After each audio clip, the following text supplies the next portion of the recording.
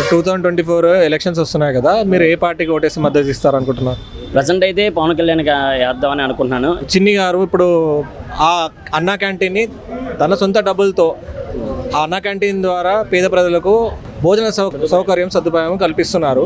So దీనిపై మీ స్పందన ఏంటి?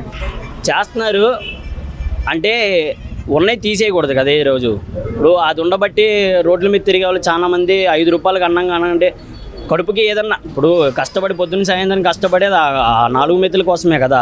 ఆ ఉన్నయే తీసేసి అక్కడ ఏమైనా చేశాడంటే ఒక పార్క్లా చేసేది వదిలిపారు దొబ్బాడు. దేనికి ఉపయోగం అన్నది, దేనికి ఉపయోగం లేనిది అది.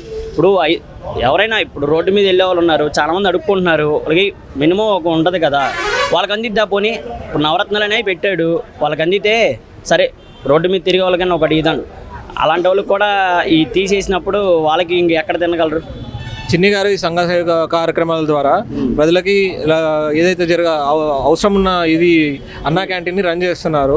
కొంచెం తోపుడు బండ్లు కానీ, వాళ్ళకి ఐరన్ చేసుకునే వాళ్ళకి ఐరన్ పెట్టెలు ఇవ్వడం కానీ, అట్లా పేద ప్రజలకి సహాయం చేస్తున్నారు. అటువంటి వ్యక్తికి మీరు సపోర్ట్ చేస్తారా, గెలిపిస్తారా? పక్కాగా చేస్తాం. అలాంటి వాళ్ళే కావాలి మనకి. ఎందుకంటే ఏది లేని వాళ్ళకి కొంతవరకైనా అందించినట్లయితే ఇంకొంచెం ముందుకు వెళ్తుంది. ఇప్పుడు అన్నం అనేది మేబీ అందరికి దొరకచ్చు, కానీ దొరకని వాళ్ళు చాలామంది ఉన్నారు. అలాంటప్పుడు ఈ చిన్న వెహికల్లో పెట్టి చాలామందికి పంచుతున్నారు. సో చాలా బెనిఫిట్ అది. ఇలాంటి వాళ్ళు ఇంకొక 10 మంది పుట్టాలి, అలాంటి వాళ్ళు రావాలి, అలా చేయాలి. అప్పుడే మనకి కొంచెం బాగుండిద్ది, ప్రజలు కూడా ఓటేయడానికి ముందుకు వస్తారు. అది నిత్యావసర సరుకులు, పెట్రోల్, డీజిల్, మళ్ళీ ఇట్లా చెప్పుకుంటూ పోతే ఒక లిస్ట్ వెళ్తుంది. ఇది జగన్ ప్రభుత్వంలో చాలా పెరిగాయి. ఇది ఒక జగన్ ప్రభుత్వం వైఫల్యం అంటారా? మామూలుగా కాదు. మన వరకు గ్యాస్ 1100, ఇప్పుడేదో కొంచెం తగ్గినట్టుంది మేబీ, అంతే. ఆ నూనె, కందిపప్పు అయితే కేజీ 240. ఈ లెక్కన వేసుకుంటే ఒక లిస్టే, నిజంగా మీరు చెప్పినట్టు ఒక లిస్టే ఉంది. ఆ లిస్ట్తో పోల్చుకుంటే గత ప్రభుత్వంలో ఇప్పుడు వచ్చిన ప్రభుత్వంలో చాలా డిఫరెన్స్ వచ్చింది. ఇప్పుడు గ్యాస్ అనేది, ఇప్పుడు గ్యాస్ లేకపోతే ఇంట్లో అన్నం వండుకోవాలి. అప్పట్లో కట్టెలు పొయ్యిలు పెట్టడానికి కట్టెలు కూడా దొరకట్లే, ఎక్కడ పెట్టుకోవడం కుదరదు. కాబట్టి అలాంటప్పుడు గ్యాస్ ఇప్పుడు మెయిన్గా మనకి కష్టపడి ఇప్పుడు ఆ డబ్బులు వచ్చిన వాటితో మినిమం కొనుక్కునే స్తోమతలో ఉండాలి మనం. ఏం లేకుండా గ్యాస్ ఒకటి, కందిపప్పు, బియ్యం, ఇప్పుడు బియ్యం ఒకటి, వాడిచ్చే బియ్యంలో కూడా ఏం లేదు, అంతా ఫాల్టే.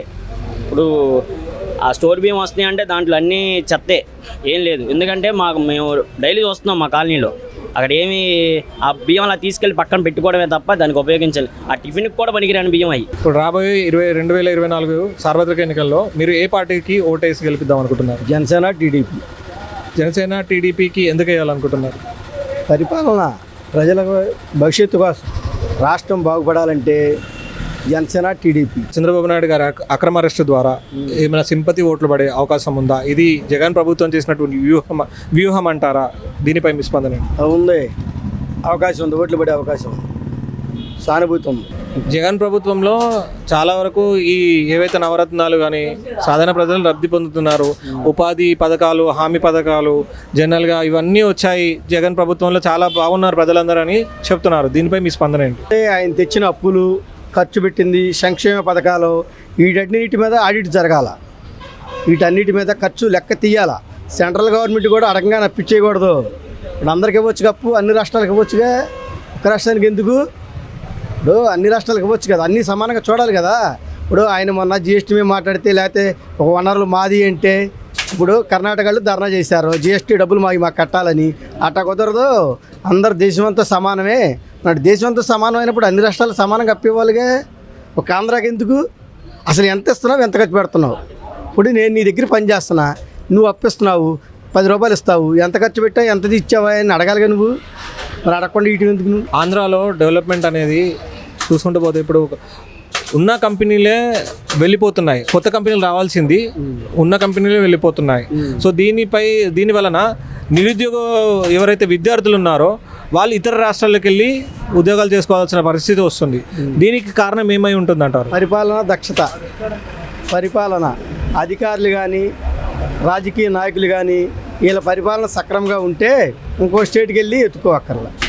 మనకున్న స్కిల్ డెవలప్మెంట్కి కానీ, చదువు కానీ, ఎడ్యుకేషన్ కానీ, మన ఉన్న వనరులకు కానీ ఉపయోగించుకుంటే ఇంక ఇతర స్టేట్ వాళ్ళే మన దగ్గర రావాల్సింది.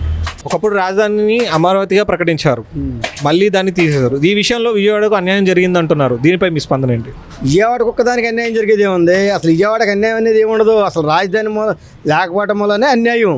ఇప్పుడు నీకు కేరప్ అడ్రస్ ఉందనుకో, ఎవరో ఒకరు వచ్చి కలుస్తారో ఏదో ఒక పని అప్పచెబుతారు. నీకు కేర్ ఆఫ్ అడ్రస్సే లేదు, నీకేమి ఇస్తారో ఏం చెబుతారో చెప్పు. నీకు పలానా చాట ఇక్కడ కాదు ఇంకో చాట చెప్పు, నువ్వు పలానా చాట పలానా క్లారిటీగా చెప్పు. ఎందుకు పెడుతున్నావు, ఎట్లా పెడుతున్నావు? నీకు వచ్చిన దాన్ని ఉపయోగించుకోకుండా నేను ఎక్కడో ఉపయోగిస్తాను, అక్కడ ఉంది ఇక్కడ ఉంది అంటే దానివల్ల ఉపయోగం ఉంది, టైం వేస్ట్ ఏం లేదు, అయిపోయింది, టైం అయిపోయింది. గతంలో ఇప్పుడు గతంలో ఉన్నటువంటి అన్నా క్యాంటీన్ ఏదైతే రద్దు చేసిన గవర్నమెంట్, కానీ మన లోకల్ చిన్ని గారు ఉన్నారు, చిన్ని గారు అన్నా క్యాంటీన్ని సమర్థవంతంగా రన్ చేస్తున్నారు.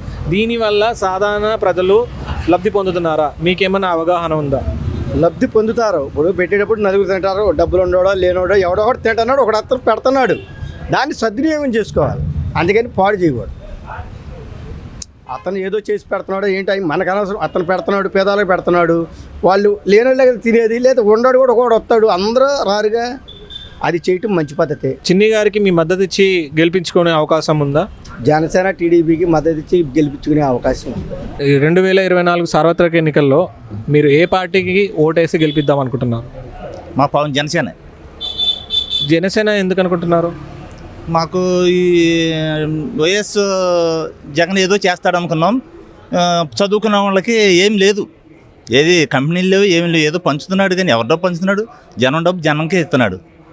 ఏముంది, జనం రేపు పొద్దున చదువుకున్న వాళ్ళకి ఏదైనా కంపెనీలు వస్తే 15,000 తెచ్చుకొని ఇంటికి హ్యాపీగా బతుకుతారు. ఇంటికి వచ్చి సంవత్సరానికి 15,000 ఇచ్చి జీవితాలు నాశనం చేస్తున్నాడు చదువుకున్న వాళ్ళే. అన్ఎంప్లాయ్మెంట్, ఏ విధంగా అన్ఎంప్లాయ్మెంట్ నిర్మూలించాలని ఈ గవర్నమెంట్ ప్రణాళికలు చేస్తుంది? అంటే ఇది గవర్నమెంట్ ద్వారా లేదా ప్రైవేట్ సెక్టార్లో ఏమైనా జాబులు తీసుకొచ్చే అవకాశం ఉన్నాయి? ఉన్న కంపెనీలే వెళ్ళిపోతున్నాయి, వేరే కంపెనీలు రావాలి, కొత్త కంపెనీలు రావట్లేదు, ఉన్న కంపెనీలు వెళ్ళిపోతున్నాయి. సో దీనిపై మీ స్పందన ఏంటి? వైఎస్ఆర్ వల్ల ఏం కంపెనీలు లేవు. ఇంకా వీళ్ళిద్దరు కలిసి శుభ్రంగా మంచిగా చేసి ప్రజలకు న్యాయం చేస్తే ఏమన్నా కొంచెం బాగుంటుంది. అయితే అయినా 10 సంవత్సరాలు 15 సంవత్సరాల వరకు ఏం మనకి రాష్ట్రం మెరుగుపడేదట్టు ఏం కనపడతల్లా. సొంత పార్టీలో తన చెల్లెనే రానివ్వట్లేదు, చెల్లెనే షర్మిల చేసిన వాక్యాలు కూడా ఉన్నాయి. సో దానిపై మీ స్పందన ఏంటి? ఇంకా అవి మనం చెప్పుకోకూడదు. ప్రజలకు మేలు చేసే నాయకులు ఎవరో ఏంటి అనేది మనం ఆలోచించి అదే మన జనసేన టీడీపీ కలిశారు కాబట్టి వీళ్ళిద్దరిని సపోర్ట్ చేసి చక్కగా వీళ్ళిద్దరు కూడా చక్కగా ఐక్యత బాగుంది. ఈ లోపల ఒకటి పైకి ఒకటి లేకుండా కలిసి చక్కగా జాగ్రత్తగా ప్రజలకు మేలు చేద్దాం అని రావాలి. రైతాంగాన్ని ముఖాడ ముందరకు తీసుకురావాలి. మెయిన్ రైతులు లేకపోతే రాజ్యం లేదు.